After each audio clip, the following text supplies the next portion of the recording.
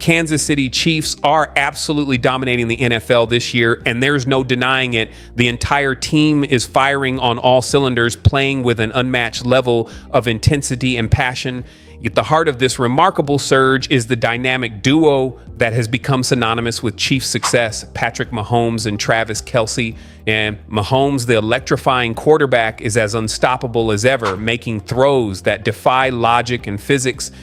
His leadership on the field is something to behold, whether it's a no-look pass, a deep bomb downfield, or a clutch play in the most crucial moments. Mahomes has proven time and again that he's one of the best to ever do it. Every snap he takes, you can feel the excitement building. This guy is simply magic. So people seem to be really upset that the Kansas City Chiefs are in the AFC Championship again.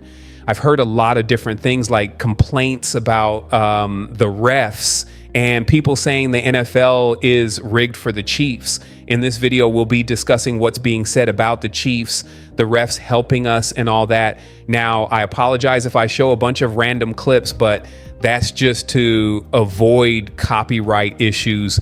Basically, we beat the Houston Texans in what was a good game, though not a perfect one. The Texans shot themselves in the foot multiple times. They didn't do what it took to secure a victory over us. It got a little scary at first, and I was a bit nervous, but in the end, we pulled off the win like we should have. Next week, we face the Buffalo Bills, who are coming off a lot of confidence, but let's not overlook the fact that Josh Allen only threw for 147 yards with no passing touchdowns.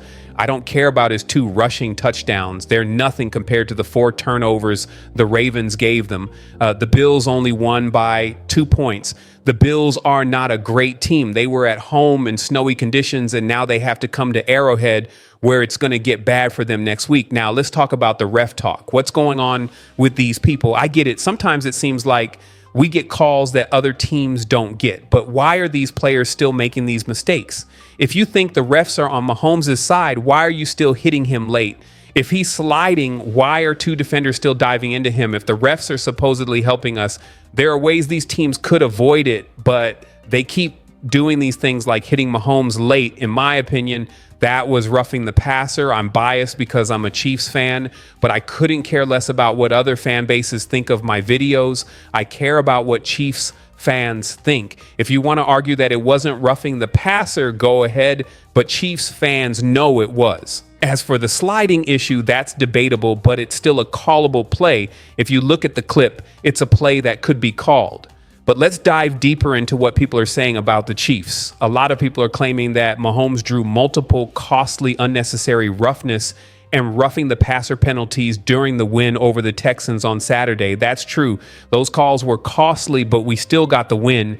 The focus, however, keeps being on the officiating, and I just don't get it. It's not a good look when players lose and then blame the refs after the game. The refs aren't the reason the Texans played so poorly on offense. Their kicker missed an extra point and had a field goal blocked. The Texans got demolished, and the Chiefs only needed 23 points to beat them. Then casual Bills fans are texting me talking about how we played against the Texans, saying it's over for us next week. We're about to humble Bills Mafia again, and I hope the refs give us some calls against them. But honestly, it's not about the refs. These teams are shooting themselves in the foot and playing badly. The problem is they can't win the mental battle against the Chiefs. The Chiefs outsmart their opponents. It's as simple as that. Now, as for the roughing the passer call when Will Anderson tackled Mahomes right after he released the ball, that wasn't a bad call. Mahomes' head moved slightly on the tackle, indicating contact to his helmet. Any contact to the quarterback's head is going to get called. You can't argue that. It's going to be flagged. And remember, roughing the passer is one of the few penalties the refs have to call when in doubt. If they even question whether it's roughing the passer, they'll call it. You can look it up. Refs are going to protect the quarterbacks.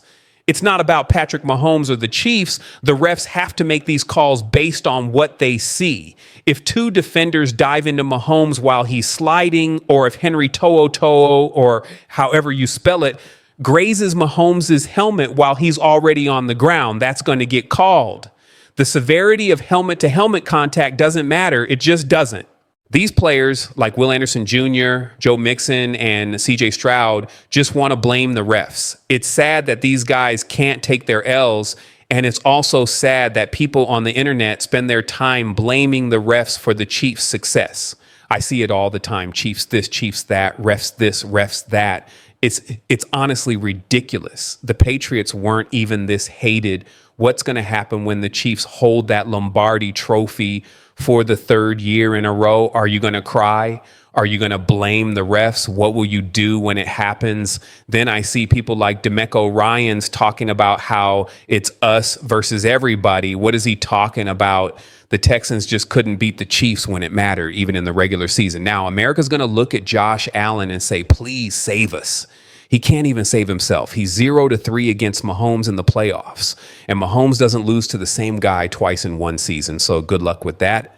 Good luck against this Chiefs team. Keep blaming the refs if you want. But the truth is, the Chiefs are just better. Let's look at what referee K. Martin said after the game. I had forcible contact to the face mask area, so I went with the roughing the passer on that play. And he's right. K. Martin is a professional referee, and he made the correct call. But people still want to cry about it. I'm not going to blame the Texans. They're a young, emotional team, and I understand that they're upset about losing. But all these people saying the Chiefs win because of the refs, that's just sad. I can't process that. In my opinion, it's not the refs. The Kansas City Chiefs have Andy Reid, Patrick Mahomes, Travis Kelce, and a bunch of other great players. That's why they're successful. And let's be clear, the Chiefs are not favored by the refs. In 2022, the Chiefs had a lot of penalties, and since 2020, they've been one of the most penalized teams in the NFL. In 2020, they were third in penalties, sixth in offensive holding, and third in defensive pass interference. In 2021, they were seventh in penalties and third in defensive pass interference. In 2022, they cleaned it up, but they were still penalized a lot. This season, it was a little better, but still, if you're upset that Mahomes and the Chiefs keep beating your team, I get it. But these claims about favoritism and refs helping the Chiefs are childish. If you're an adult in my comments section talking about how the Chiefs are getting help from the refs, you need to grow up. I just can't sit here and blame the refs when the Chiefs are simply a good team. That's the truth. This is more of a rant video, but if you enjoyed it, let me know, like, subscribe. And if you see this, I hope you watch it because I'm tired of hearing the ref talk. I know I'll hear it again after this video, but I had to get it off my chest. I've got more videos coming soon. I'm definitely making one about facing the Buffalo Bills. Also, I broke my January streak of uploading every day after 18 straight days, but it's all good. We're starting a new streak. I'm going to try to upload every day until the end of January. This upcoming AFC Championship matchup between the Kansas City Chiefs and the Buffalo Bills is shaping up to be another thrilling chapter in the Mahomes-Allen rivalry, with the Chiefs gunning for a historic three-peat. They're looking to maintain their dominance despite not having the same level of invincibility as in previous years. Their ability to win in tough situations has kept them at the top, and they've proven they can win ugly when necessary. The Bills, however, are the only team this season to defeat the Chiefs when they were at full strength, and they'll be hungry for revenge. But the Bills do have a glaring weakness: a lack of a go-to elite wide receiver. With Stephon Diggs and Gabe Davis departing in the offseason, Buffalo's receiving core has been a mix of players, including Amari Cooper, Khalil Shakir, Curtis Samuel, rookie Keon Coleman, and tight ends Dalton Kincaid and Dawson Knox. While Allen has done an impressive job spreading the ball around, there's no surefire, consistent target, and that could be a problem when facing Kansas City's defense, which is healthier now with cornerbacks Jalen Watson and Trent McDuffie back in the fold. Kansas City's defense, led by Steve Spagnuolo, has a clear game plan: stop the run, force Buffalo into uncomfortable third and long situations, and make Josh Allen rely on his patchwork receiving group. The key will be whether the Chiefs can contain the Bills' ground game and whether their secondary can handle the pressure of Allen's arm. If Buffalo finds success on the ground, this game could get wild. But if Kansas City can bottle up the run and disrupt Allen's rhythm, they'll be in a strong position to secure another Super Bowl trip.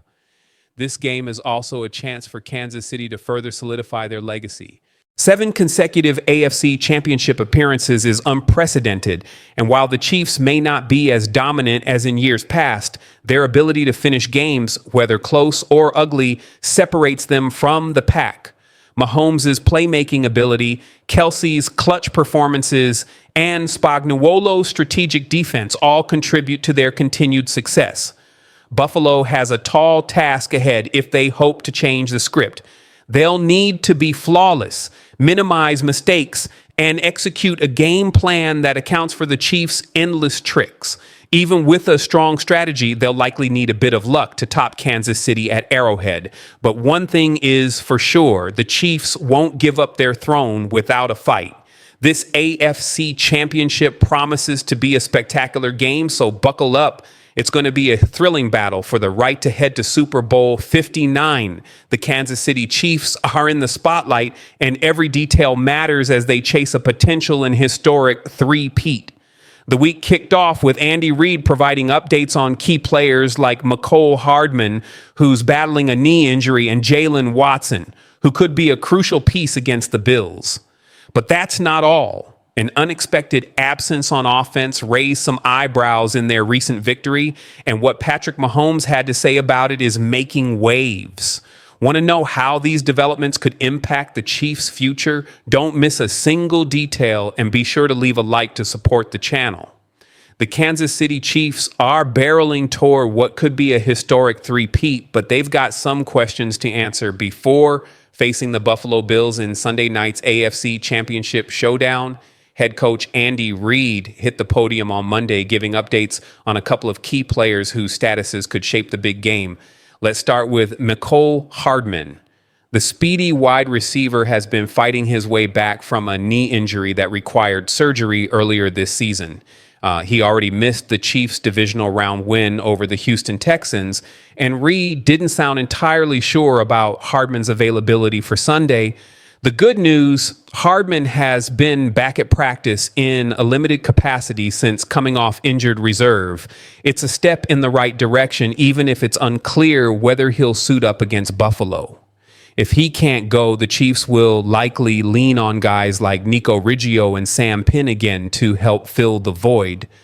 Switching gears to the defensive side, cornerback Jalen Watson is looking better and better after his first game back. Watson suffered a fibula fracture way back in Week 7 against the 49ers, but he made his return on Saturday in a divisional round, playing 59% of the defensive snaps. Reid confirmed on Monday that Watson came out of that game feeling good, and fans should expect to see his workload increase as the Chiefs head into one of their biggest games of the year. With the Bills coming to town and a Super Bowl berth on the line, every piece of this roster matters. Reid and the Chiefs are keeping their cards close to the vest for now, but all eyes will be on Hardman and Watson as the week rolls on. Stay tuned. This one's shaping up to be a heavyweight clash. What do you think, fans? Will Hardman and Watson be ready for the decisive showdown? Drop your thoughts in the comments. Speaking of adjustments, the Chiefs' passing game raised some questions in their last matchup. Hold on, because this story gets even more intriguing. The Kansas City Chiefs secured their spot in the AFC Championship with a solid 23-14 win over the Houston Texans at the always raucous Arrowhead Stadium.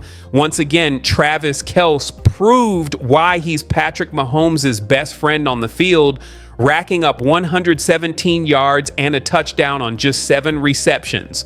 But aside from the performance of Kelsey and Xavier Worthy's contribution, the rest of the passing attack was invisible, raising a few eyebrows.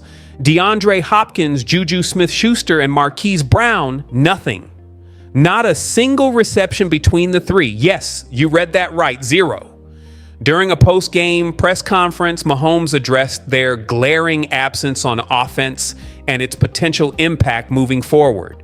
Of course, we want to get those guys involved because it makes our offense even more dangerous, Mahomes said. And there were moments when our drive stalled, so that's something we're going to adjust before facing another strong opponent next week. And of course, Travis Kelce, his trusted tight end, is a matchup nightmare for defenses across the league. Kelce's incredible athleticism and ability to make game-changing plays at the most critical moments have helped solidify his place as one of the most dominant tight ends in NFL history. The chemistry between Mahomes and Kelce is undeniable. Let me know how you're feeling in the comments.